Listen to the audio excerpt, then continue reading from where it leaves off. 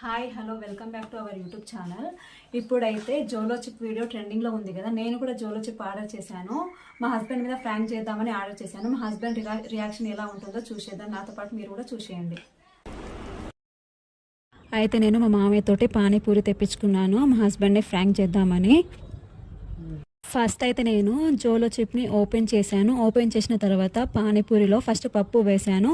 పప్పు వేసిన తర్వాత జోలో చిప్ని కొంచెం బ్రేక్ చేసి పానీపూరిలో వేశాను. ఫస్ట్ పప్పు, తర్వాత జోలో చిప్, తర్వాత పానీ వేశాను పూరిలో. నేను చేస్తున్న ప్రాసెస్ మీరైతే లైవ్గా చూస్తున్నారు కదా.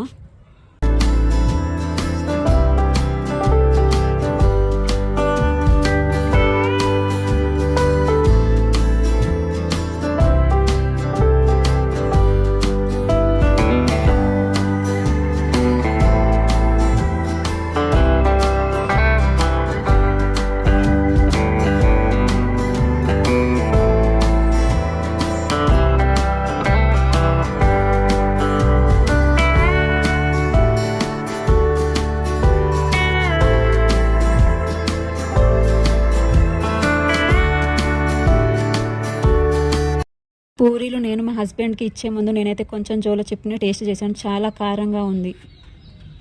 మా హస్బెండ్ వచ్చేసి మొబైల్లో చాలా బిజీగా ఉన్నాడు. అయితే పానీపూరి తింటావా బావా అని అడిగితే తీసుకోరా అని చెప్పాడు. నేనైతే తీసుకెళ్తున్నాను. భయం వేస్తుంది నాకైతే.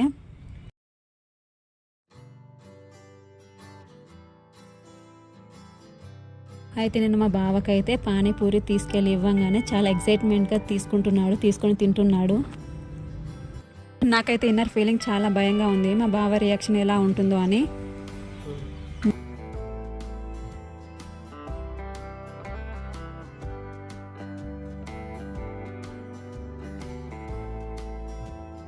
ఫస్ట్ పానీపూరి తినంగానే మా బావకైతే ఏం కాలేదు. సెకండ్ పానీపూరి కూడా తింటున్నాడు.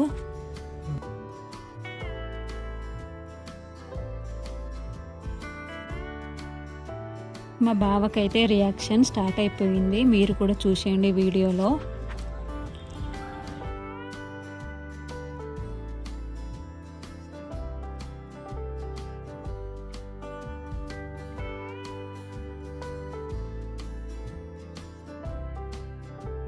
ఐస్ నుంచి వాటర్ అయితే వస్తున్నాయి. చాలా కారంగా ఉందేమో. నాకైతే చాలా టెన్షన్గా ఉంది.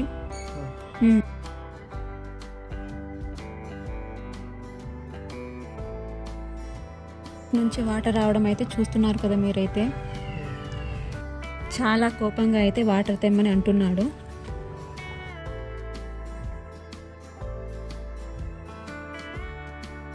నన్నైతే కోపంతో ఏం కలిపావు ఇందులో అని తిడుతున్నాడు. అయితే కొన్ని వీడియోస్లో చూశాను జోలో చిప్ తింటే చాలా కారంగా ఉంటుందని. ఇప్పుడు నేను లైవ్లో చూసేసరికి నాకైతే ఫ్యూజులు ఎగిరిపోయాయి. అయ్యో పాపం, మా బావని ఇలా చూసేసరికి నాకైతే చాలా బాధ వేసింది. మీరైతే అస్సలు ట్రై చేయకండి. Thanks for watching.